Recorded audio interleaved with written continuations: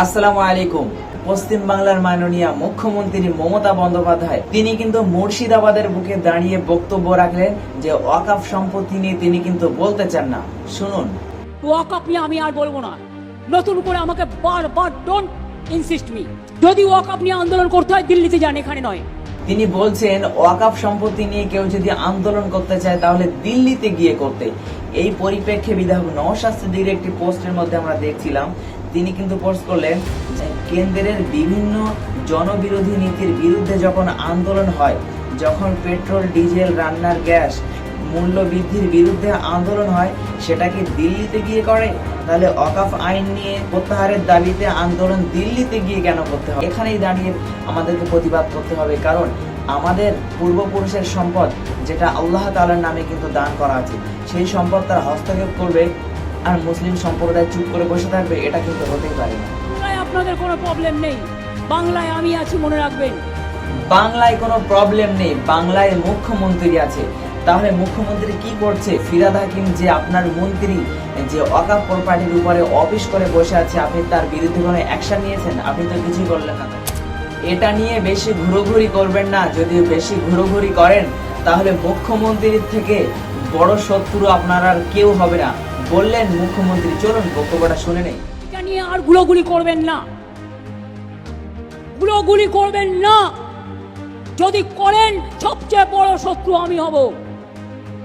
মুখ্যমন্ত্রীর কাছে প্রশ্ন থেকেই যায়, আপনি যদি মুসলমানদের এতটাই ভালো চান তাহলে বিধানসভায় একটা নিন্দনীয় বিল কেন পাশ করলেন না? কিন্তু পরিসংখ্যা বলছে প্রায় 70,000 বিঘা ওয়াকফ সম্পত্তি রাজ্য থেকে কিন্তু বেহাত হয়ে গেছে।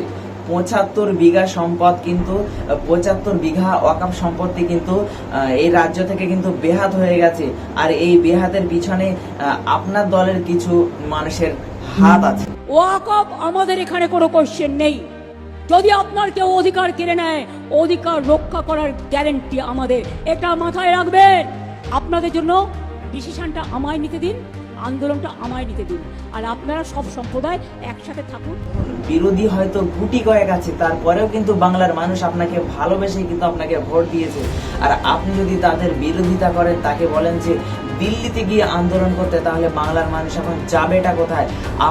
আপনার দিকে তাকিয়ে কিন্তু বাংলার জনগণ আপনাকে ভোট দিয়েছে। আপনি যেমন বলেন না যে বাংলাকে বিজেপি রুখতে গেলে ভোটটা আমাকে দিতে হবে, জনগণ আপনাকে বিশ্বাস করে ভোটটা আপনাকে দিয়েছে, কিন্তু আপনি এখন আজকে বলছেন যে আজকের এই ওয়াকফ প্রপার্টির বিরুদ্ধে যদি আন্দোলন করতে হয় তাহলে দিল্লিতে গিয়ে করো। কেন? আমাদের সম্পদ, আমাদের মুসলিমদের বাপদাদাদের সম্পদ, এই বিষয়টা নিয়ে আমরা কথা বলতে পারি না? আমরা আন্দোলন করতেই পারি। এই যে সংবিধানের উপরে যে সংবিধান খেলাপ কাজ হচ্ছে, এই কাজের বিরোধিতা জনগণ করবে না? অবশ্যই করবে। জনগণ দেশকে ভালোবাসে, নিজেদের সম্পদ বাঁচাতে নিজের জীবনকে কুরবান করে দেবে, এটাই হলো মুসলিম জাতি। আইএসএফ এর বিধায়ক নওশাদ সিদ্দিকী তিনি কিন্তু তার পোস্টের মধ্যে লিখেছেন, মাননীয়াকে বলছি, ওয়াকফ সংশোধনী আইন বাতিলের দাবিতে সারা দেশ জুড়ে আন্দোলন হবেই। সেই আন্দোলন শান্তিপূর্ণ গণতান্ত্রিক পথেই হবে। সেই আন্দোলন দিল্লির রাজপথেও হবে এবং সুপ্রিম কোর্টেও হবে। যথাযথ প্রশাসনকে লেলিয়ে দিয়ে আন্দোলনকে দমন করার চেষ্টা করবেন না, বিধায়ক নওশাদ সিদ্দিকী কিন্তু বলছেন। ওয়াকফ বিল নিয়ে আন্দোলন সারা দেশ জুড়েই হবে এবং গণতান্ত্রিক ভাবেই হবে, কারণ মুসলিমদের সম্পদ হস্তক্ষেপ হয়ে যাচ্ছে, হস্তক্ষেপ করে নিচ্ছে এবং মুসলমানরা বসে থাকবে, বসে বসে আঙুল চুষবে, এমনটা তো হতেই পারে না। মুসলিমরা কিন্তু এই গণতান্ত্রিক ভাবে লড়াই চালিয়ে যাবে যতক্ষণ না এই বিল প্রত্যাহার করা হবে।